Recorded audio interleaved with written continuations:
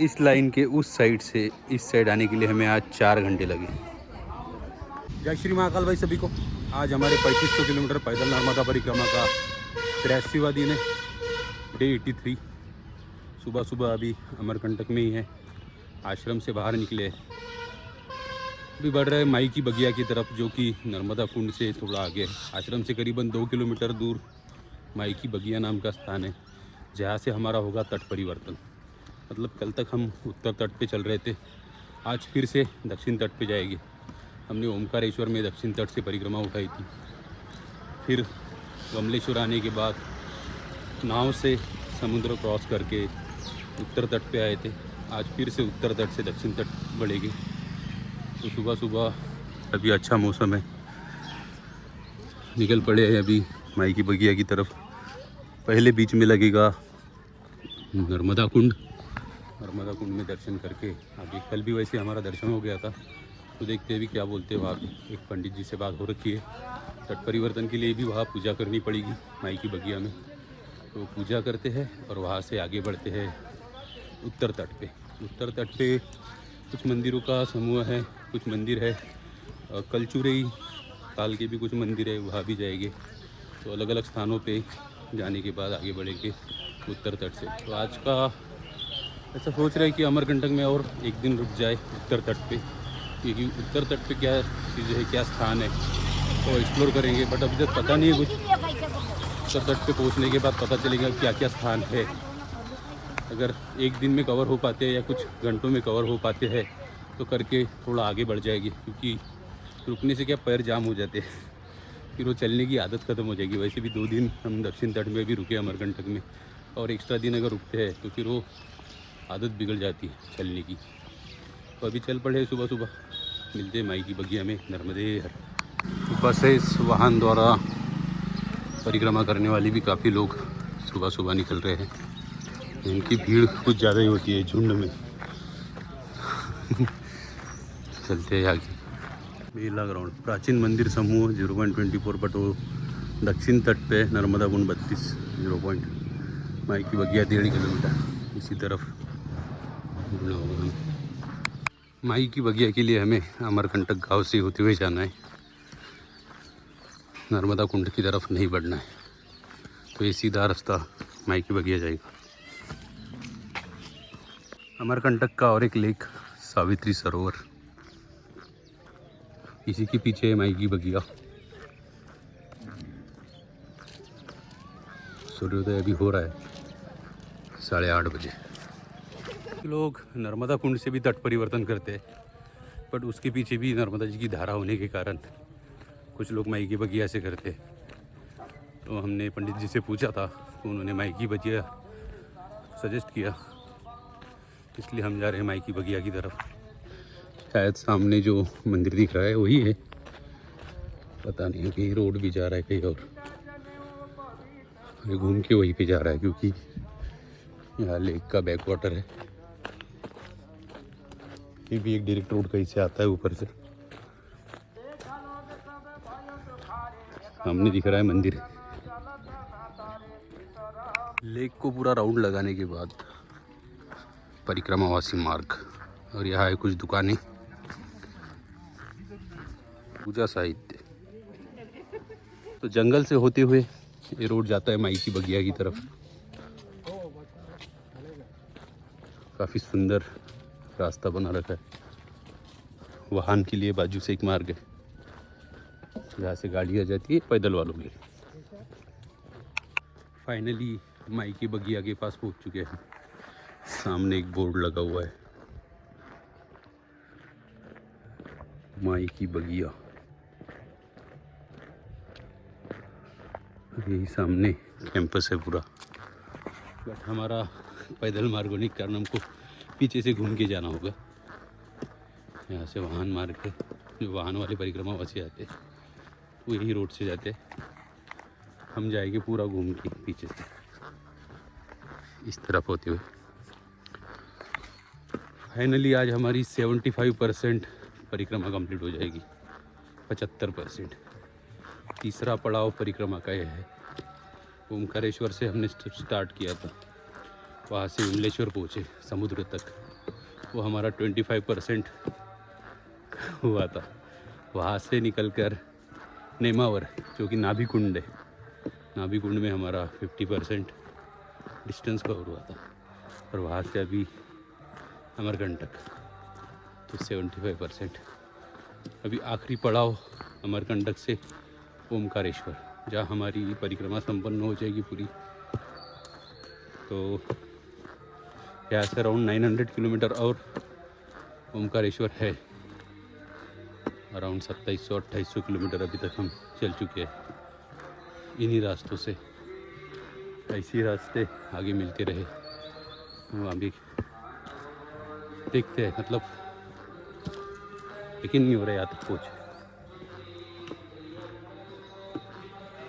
जल मार्ग से ये वाहन मार्ग यहाँ आगे कहीं तो जा रहा है। यहाँ से उतर के हम जाएंगे माई की बगिया, जो कि स्थान यहाँ है। वहाँ एक ब्रिज दिख रहा है, यहाँ से पता करना पड़ेगा। हाँ नहीं, यहाँ तो कुछ नहीं होगा क्योंकि स्टार्टिंग पॉइंट ये है। और यहाँ से क्रॉस कर रहे, मतलब अभी जा ही सकते हैं ब्रिज के ऊपर से। अमरकंटक में कई जगह ऐसे है, मतलब बहुत सारी जगह है कि जहाँ डर डर के चलना पड़ता है। परिक्रमा वासियों को मतलब काफ़ी जगह से नर्मदा जी की छोटी छोटी धारा है, कहीं गुप्त नर्मदा जी बह रही है। तो वो चीज़ें होती है कि परिक्रमा खंडित होने का डर काफ़ी होता है। तो यही से हम बढ़ेंगे आगे। ये ब्रिज का क्या सीन है देखना पड़ेगा पहले। काफ़ी लोग यहाँ पेड़ के नीचे पूजा कर रहे हैं। ये ब्रिज को क्रॉस कर रहे हैं फाइनली। ब्रिज के नीचे से जो है उसे बोलते हैं दुपट्टा गिर गया। हमारा ब्रिज के नीचे से बह रही है, इसे हनुमान धारा बोला जाता है। यहाँ से हनुमान धारा, और यही है नर्मदा जी का उद्गम स्थल माई की बगिया में से जो हो रहा है। तो इस तरफ फिलहाल नहीं जाएंगे, हम बढ़ेंगे इस तरफ से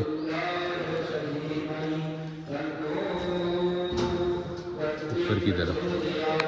फाइनली माई की बगिया पहुंच चुके हैं। सामूहिक तट परिवर्तन चल रहा है यहाँ पे। पूरे बस वाले एक ही लाइन में बिठा दिए।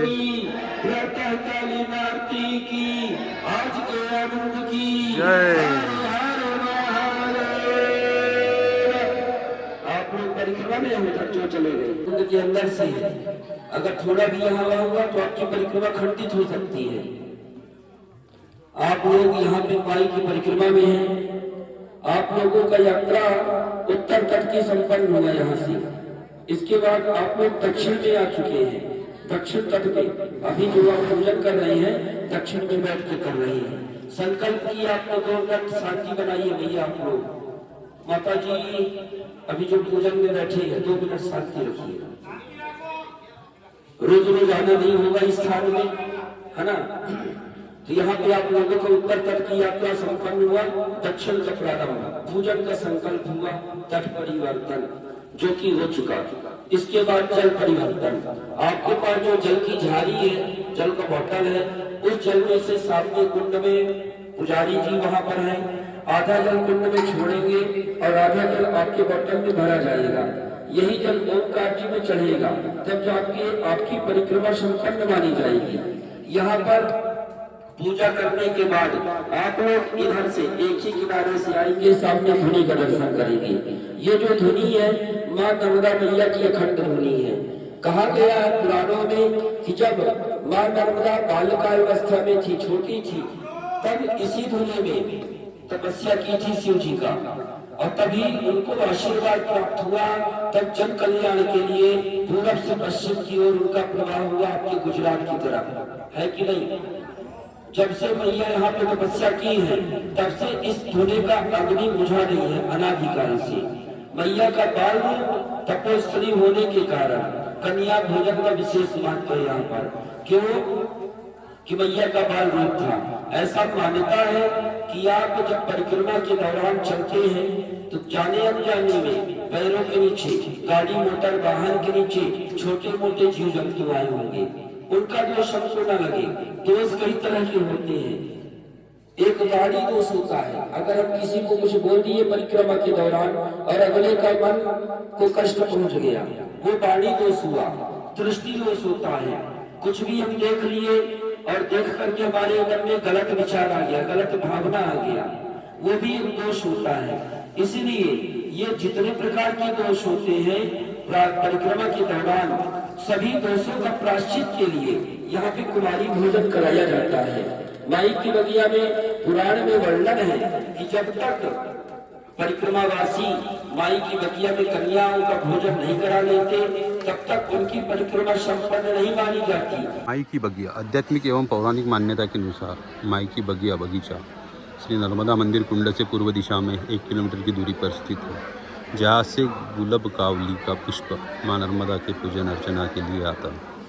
माँ नर्मदा को गुलाब कावली का पुष्प अत्यंत प्रिय है। गुलाब कावली का पुष्प नेत्र औषधि के रूप में भी उपयोग आता है।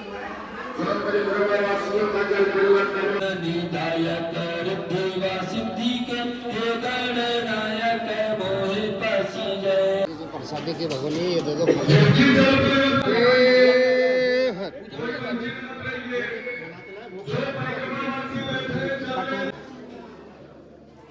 नर्मदा कुंड माई की बगिया स्थित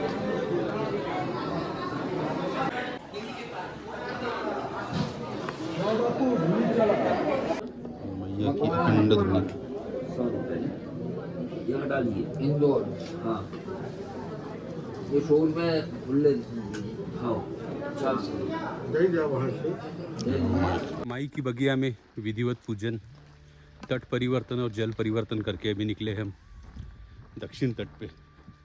तो फिर से देव तट से पितरों वाले तट पे हम आ गए। दक्षिण तट पितरों का तट माना जाता है और उत्तर तट जो देव तट देवताओं का। तो अभी दक्षिण तट पे फिर से चल पड़े। मैकल पर्वत श्रृंखला ये है, सामने साइड छत्तीसगढ़ और यहाँ हम अभी मध्य प्रदेश में। तो बढ़ते आगे आगे कई मंदिर है, वहाँ भी दर्शन करेंगे। दर्शन करके आगे की यात्रा शुरू करेंगे। नर्मदे हर। अभी सुबह के ऑलरेडी 10:30 हो चुके हैं, देखते कहाँ तक बढ़ पाएंगे। यंत्र महामेरु मंदिर। मंदिर फिलहाल बंद है शायद, तो इसका कंस्ट्रक्शन अभी तक चल रहा है अंदर से। पता नहीं, अंदर जाके पता करना पड़ेगा। काफ़ी सुंदर एंट्रेंस बना है।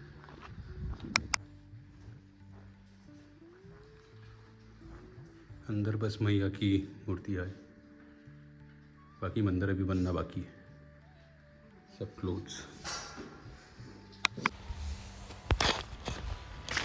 यंत्र मंदिर है अमरकंटक का, जिसका कंस्ट्रक्शन 1991 में शुरू हुआ था। तो अभी तक भी वो नहीं बन पाया है, क्योंकि पर्टिकुलर डेज में पुष्य नक्षत्र, उसी नक्षत्र में ये बनाया जाता है। तो साल में 4 से 5 ही दिन वो आते हैं जिस दिन इसको बनाया जाता है। इसी कारण से अभी तक उसका कंस्ट्रक्शन पूरा नहीं हो पाया है। अमरकंटक के यंत्र मंदिर देखने हम गए थे, लेकिन सिर्फ मैया की मूर्ति वहाँ देखने मिली, क्योंकि डोर्स बंद है और कंस्ट्रक्शन अभी तक पूरा नहीं हुआ है। 1991 में मंदिर का कंस्ट्रक्शन शुरू हुआ था, अभी तक अराउंड 35 ईयर्स हो गए, 35 साल कंस्ट्रक्शन पूरा नहीं हुआ है। क्योंकि साल में 4 या 5 ही दिन ऐसे आते हैं गुरु पुष्य नक्षत्र के, उसी दिन कंस्ट्रक्शन किया जाता है, बाकी समय नहीं। इसलिए इसको इतना टाइम लग रहा है। समय तो लगेगा ही। बाहर से देखा जाए तो ऐसा दिख रहा है कुछ मंदिर का। तो पूरे साल में 4 या 5 दिन में ये मंदिर बनाया जाता है। बढ़ते आगे कलचुरी मंदिर की तरफ। नर्मदे हर। दूर से मुझे एक सरपंच ईगल सांप पकड़े हुए दिखा है, शायद अभी आएगा। फोटो भी हाँ दिख रहा है वीडियो में। इससे ज़्यादा हो भी नहीं सकता जूम मेरा फोन। इसके पैर में भी सांप है।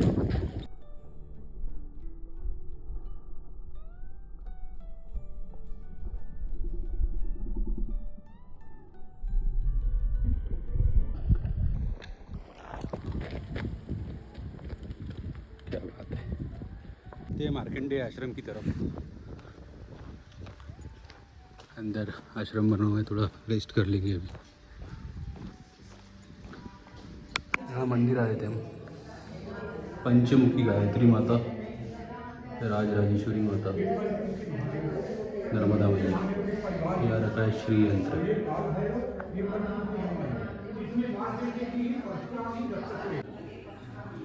पशुपतिनाथ महादेव पंचमुखी। ओम नमः शिवाय। मार्कंडेय जी ही भोलेनाथ में लगती हुई है। अच्छा। हाँ, और यही तपस्या वहाँ करी थी आप। अच्छा। कहा थी दर्शन करे तो दर्शन, तो यहाँ दर्शन करे और तपस्या वहाँ करे। हाँ, मार्कंडेय जी है शिवलिंग को लिखते हुए। ये विष्णु भगवान की उसमें सामने। अभी हम आए मार्कंडेश्वर ऋषि की तपोस्थली में।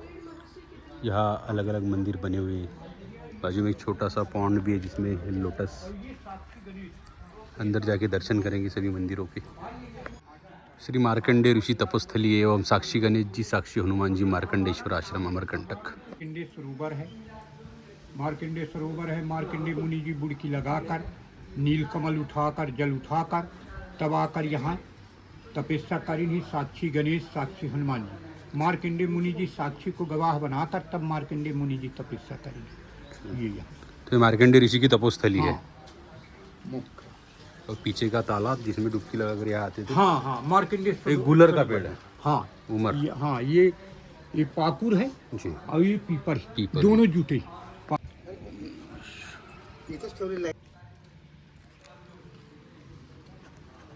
पंचमुखी महादेव, पशुपतिनाथ, पंचमुखी गायत्री माता। आज फिर से कल की तरह हम आ गए नर्मदा कुंड, नर्मदा मंदिर में। माँ नर्मदा जी का मंदिर यहाँ पे है, तो स्पेशली दक्षिण तट से परिक्रमावासी के लिए प्रवेश द्वार दिया गया है। ऐसे करते हैं एंट्री। अंदर एंट्री लेते ही सुंदर मंदिर इस जगह पे। दक्षिण तट से भी आप अगर इस लाइन को क्रॉस कर लेते हो तो आपकी परिक्रमा हो जाएंगी खंडित।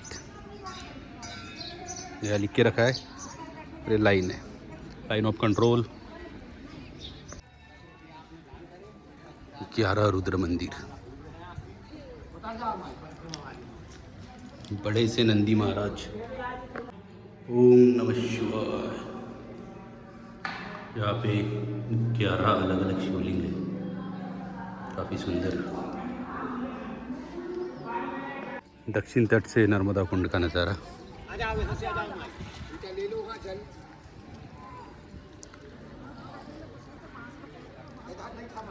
प्रभु श्री राम जानकी मंदिर।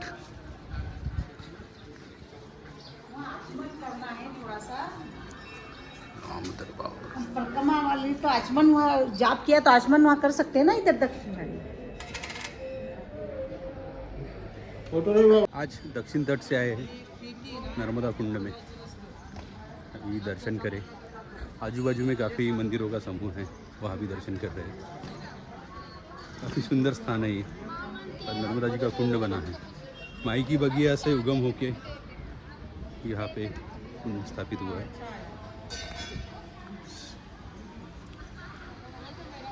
कुंड में स्नान करना मना है, ऋषि महाराज। काफ़ी सुंदर group of ancient temples, Amarkantak. Amarkantak के ऐतिहासिक मंदिर समूह। इस अंचल का इतिहास गत 8वीं सदी ईस्वी तक जाता है। लोक मान्यता के अनुसार शंकराचार्य द्वारा नर्मदा का उद्गम स्थल निश्चित करने हेतु सूर्यकुंड का निर्माण और पातालेश्वर प्रतिमा की स्थापना हुई। यद्यपि मान्यता अनुसार महान गुरु द्वारा प्रतिमा स्थापित हुई, तथापि परंपरागत स्मृतियों के आधार पर पातालेश्वर मंदिर का निर्माण कलचुरी नरेश कर्णदेव 1041 से 1073 ईस्वी द्वारा करा गया। कर्ण मंदिर के निर्माण के श्रेय उसी नरेश को जाता है जिसके नाम पर स्वर्ण मंदिर का नाम है। यहाँ के अधिकांश मंदिरों में शिव प्रमुख देवता के रूप में स्थापित है। अभी हम पहुँचे कलचुरी ग्रुप्स ऑफ टेम्पल में, जो कि कलचुरी डायनेस्टी के किंग जो थे कर्णदेव, इनके द्वारा बनाए गए हैं। जैसा कि वह इन्फॉर्मेशन में लिखा था, ईस्वी सन 1041 से 73 तक ये मंदिर का निर्माण किया गया है। मोस्टली शिव टेम्पल्स यहाँ पे है। बढ़ते हैं आगे मंदिरों की तरफ, देखते हैं मंदिर काफ़ी सुंदर कला है। पंचमठा मंदिर, यहाँ 5 मंदिरों का समूह है, इसलिए इसे पंचमठा के नाम से जाना जाता है। पत्थर के चबूतरे पर स्थित इन मंदिरों पर चूने का मोटा प्लास्टर है। यह मंदिर 15वीं-16वीं शती में उत्तरार्ध में गोंड शासन काल में निर्मित माने जाते हैं। ये वाले मंदिर पंचमठा मंदिर में हनुमान दादा, सीताराम, एकदम नैरो दरवाजा है यहाँ पे, पतला अड़क जाता है इंसान। एक सुंदर सा शिवलिंग, चारों तरफ से लाइट के लिए योजना बनाई गई है, सुंदर। पंचमठा मंदिर के बाजू में एक सुंदर सा लेक बना है, पौंड बोल सकते हैं, कुंड। अभी ASI ने यहाँ पे फाउंटेन्स भी लगा दिए। बढ़ते आगे के मंदिरों की तरफ, एक और सुंदर मंदिर, इसकी भी एकदम नैरो डोर्स, शिवलिंग। भगवान शिव को समर्पित यह मंदिर मच्छिंद्रनाथ मंदिर के नाम से भी जाना जाता है। मच्छिंद्रनाथ संप्रदाय की एक शाखा के प्रवर्तक, नागर शैली में बना हुआ मंदिर, सुंदर कार्विंग की गई है एंट्रेंस पे भी। वाह, और रॉक में बनाया गया मंदिर, बट यहाँ बंदरों के कारण जाली लगी है। अंदर एक सुंदर सा शिवलिंग,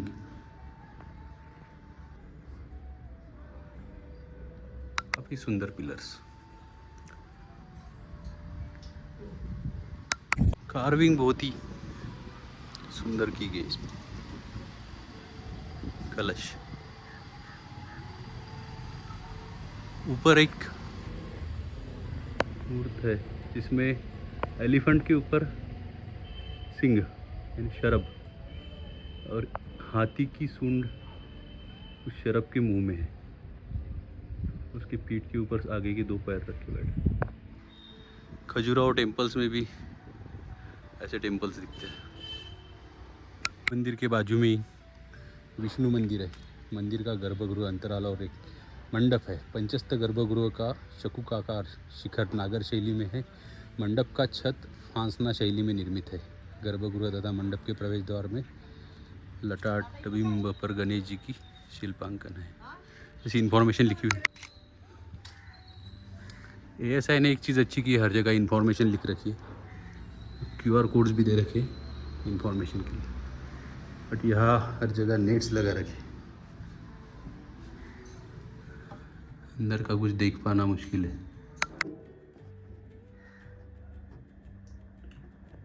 विष्णु भगवान के अंदर एक सुंदर मूर्ति है, बट नेट लगी होने के कारण कुछ देख नहीं पाते।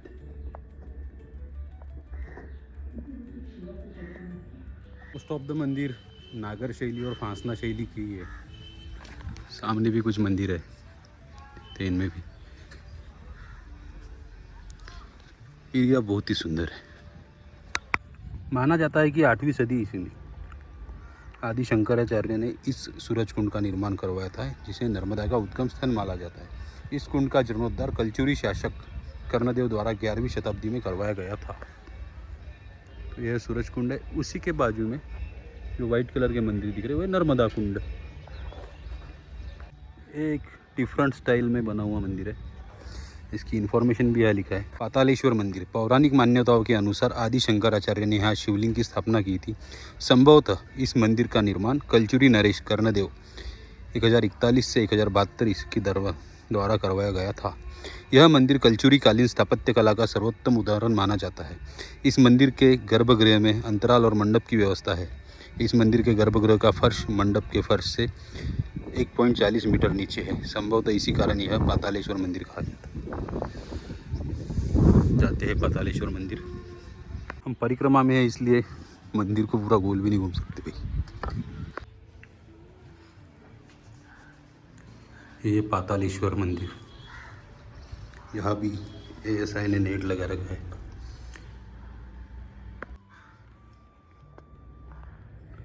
1.40 मीटर्स डेप्थ, बट अंदर कुछ नहीं दिखाई दे रहा है। एक टैंक जैसा स्ट्रक्चर, हाँ इस तरफ एक शिवलिंग है, पातालेश्वर महादेव। ओम नमः शिवाय।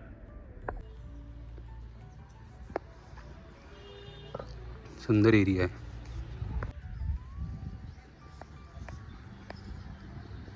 जोहिला मंदिर, और जोहिला नाम की जो नदी है उसी का यह मंदिर है। खंडित प्रतिमा यहाँ अंदर रखी गई है। जोहिला की खंडित प्रतिमा यहाँ पे है। जोहिला नाम की नदी है जो आपने कल की वीडियो में देखा था। और बाजू में ही है कलचुरी किंग कर्ण का मंदिर। मंदिर तो अभी बंद है क्योंकि कंस्ट्रक्शन वर्क उसका चल रहा है, रिनोवेशन चल रहा है, कुछ मेंटेनेंस बोल सकते हैं। मेंटेनेंस चल रहा है मंदिरों का, तो मंदिर अभी बंद है। काफ़ी सुंदर बना रखे हैं।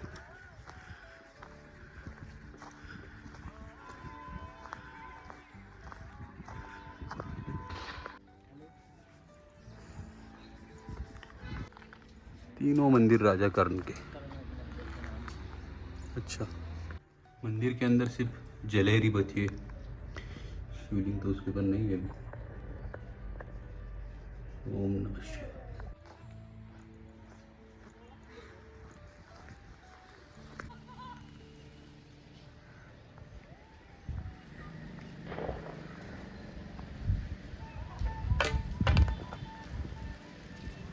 दोनों जगह पे लायंस और एलिफेंट्स, बट दोनों डिफरेंट है। मंदिरों में दर्शन भी हो गए, थोड़ा एरिया भी अच्छे से एक्सप्लोर कर लिया। अभी बढ़ते हैं आश्रम की तरफ, थोड़ा भी आराम करेंगे, भूख भी बहुत लग गई है। चलते हैं आश्रमों की तरफ। यहाँ से आश्रम भी काफ़ी दूर होगा, चलते ही जाना है।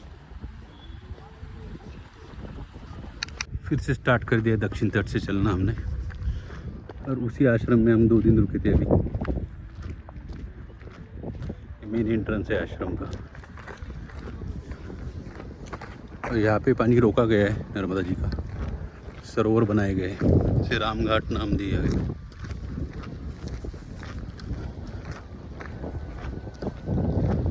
काफ़ी सुंदर,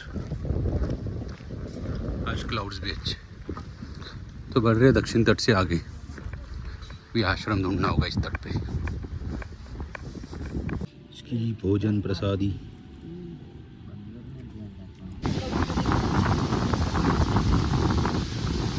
अरंडी संगम गुफा आश्रम अमरकंटक। अरंडी संगम का महत्व।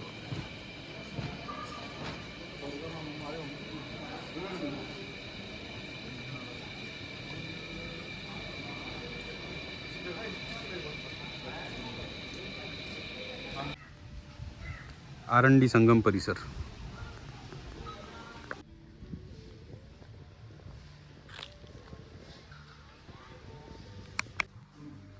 आश्रम के अंदर ये गुफा, डोर बंद है इसका।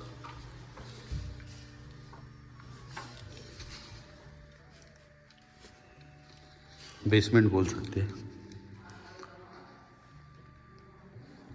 स्वामी सीताराम दास महाराज जी, इनके आश्रम में हम मंडला में रुके थे, वहाँ पे भी गुफा थी। यहाँ उनकी सेम मंडला जैसी मूर्ति, हनुमान दादा,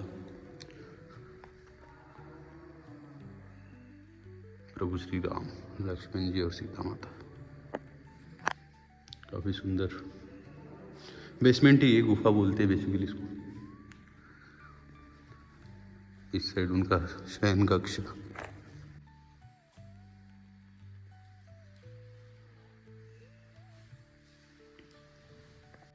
यहाँ बनी हवन कुटी, अंदर ही हवन।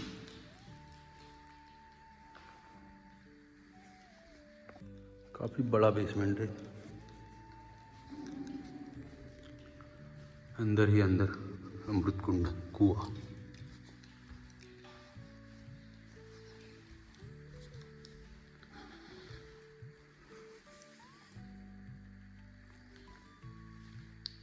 अभी ये बनाया गया बाद में, पहले गुफा टाइप स्ट्रक्चर होगा इसका। यहाँ नर्मदा मैया का मंदिर है। नर्मदा मैया, गंगा जी, माँ अरंडी जी, ये अरंडी संगम का मंदिर। आज का हमारा दिन काफ़ी अच्छा गया। अभी सुबह सुबह निकले कल्याण सेवा आश्रम से, माइकी बगिया गए, तो वहाँ तट परिवर्तन और जल परिवर्तन की पूजा की। पहले हम उत्तर तट पे थे, देव तट पे, अभी पितरों के तट पे, फिर से दक्षिण तट पे आ गए। अभी भी अमरकंटक में रुके, दोपहर में ही यहाँ आ गए थे। आते ही पहले नींद ले ली मस्त, अभी भोजन हो गया उठ के। तो आते आते फिर से नर्मदा मंदिर गए, नर्मदा कुंड गए, वहाँ से कलचूरी मंदिर गए, काफ़ी सुंदर मंदिर थे और बहुत ही ज़बरदस्त। मार्कंडेय जी की गुफा में गए, गुफा मतलब वहाँ जो उनकी तपोस्थली थी, तपोस्थली गए, वहाँ पे काफ़ी सारे सुंदर मंदिर थे, पंचमुखी, गायत्री माता मंदिर और बाकी सब चीज़ें। तो सब दर्शन करके अभी है सीताराम दास आश्रम में, जो कि अमरकंटक में ही है, दक्षिण तट पे। तो अभी यहाँ रुके, अभी करेंगे थोड़ा विश्राम। कल यहाँ से बढ़ेगी हम। कल यहाँ से 2 मार्ग है एक्चुअली, एक तट मार्ग भी है और एक रोड मार्ग भी है। रोड मार्ग भी तट से कुछ ज़्यादा दूर नहीं, 3-4 किलोमीटर दूर से ही चलता है नर्मदा मैया के। बट उसमें फ़ायदा है कि आपका उल्लंघन नहीं होगा और नर्मदा मैया की आपकी जो परिक्रमा चल रही है वो खंडित नहीं होगी। तो इसलिए हम रोड मार्ग सिलेक्ट करेंगे, क्योंकि इस साइड में नर्मदा जी की धारा एकदम पतली है, तो कहाँ खंडित हो जाएगा। कई जगह पे गुप्त नर्मदा है, तो वो भी डर लगा रहता है। तो हम कुछ समय के लिए 25-30 किलोमीटर के लिए रोड मार्ग से ही चलेंगे, या तो 1-2 दिन चल रहेंगे रोड मार्ग से, उसके बाद फिर से किनारे पे से चलना चालू करेंगे। तो मिलते हैं कल एक नए व्लॉग में, तब तक के लिए नर्मदे हर।